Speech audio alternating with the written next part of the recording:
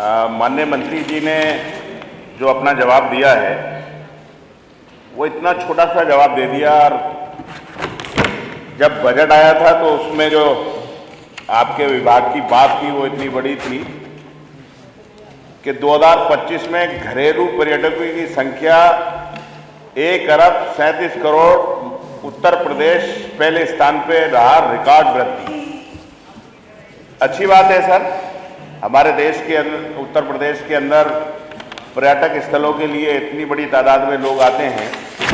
लेकिन जहाँ तक जो जियो के बारे में मंत्री जी ने जवाब दिया है, तो मंत्री जी आपकी सरकार का ही नारा है, हमारा नारा नहीं है। सबका साथ, सबका विकास, सबका विश्वास।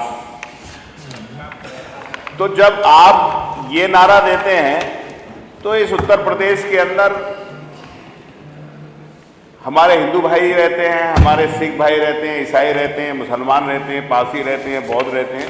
हर धर्म के लोग इस उत्तर प्रदेश के अंदर रहते हैं और सब लोगों की कहीं ना कहीं अपनी धार्मिक आस्थाएं हैं और संविधान ने भी हमें उसका अधिकार दिया है, मानने का अधिकार दिया है।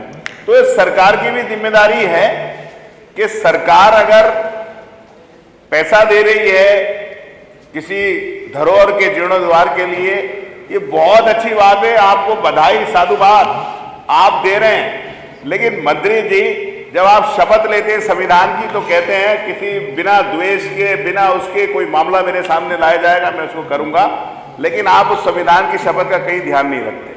मैं ये बात इसलिए कहना चाहता हूं, मैं आपके माध्यम से पूछना चाहता हूं कि मंत्री जी ये बता दें किस किस धर्म के कौन कौन से धार्मिक स्थलों के जीर्णोद्धार के लिए आपने पैसा दिया।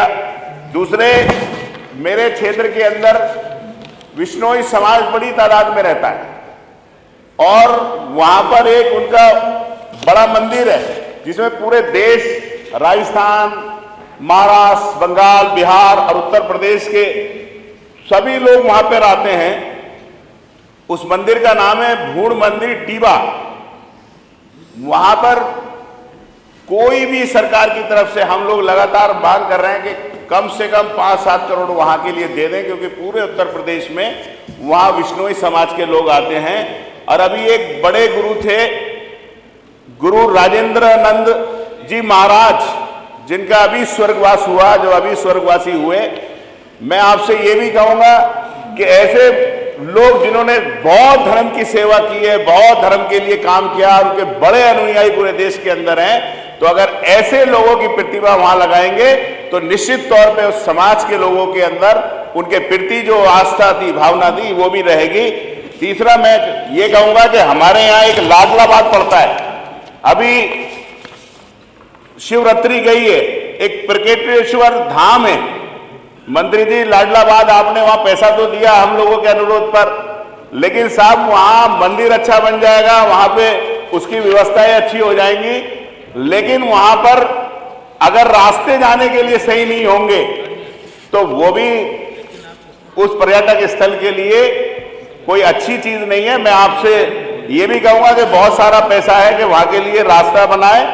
और दूसरा जो है, मेरा आपसे माननीय अध्यक्ष जी के माध्यम से सवाल है, क्या सरकार ये बताने का कष्ट करेगी कि प्रदेश में कितने पर्यटन एवं सांस्कृतिक स्थलों के लिए जीर्णोद्धार सौंदर्यीकरण की घोषणा की गई है, उसमें से कितनी परियोजना निर्धारित समय पर पूर्ण हुई है और कितनी लागत उसमें बची हुई कम होने के कारण लंबित है?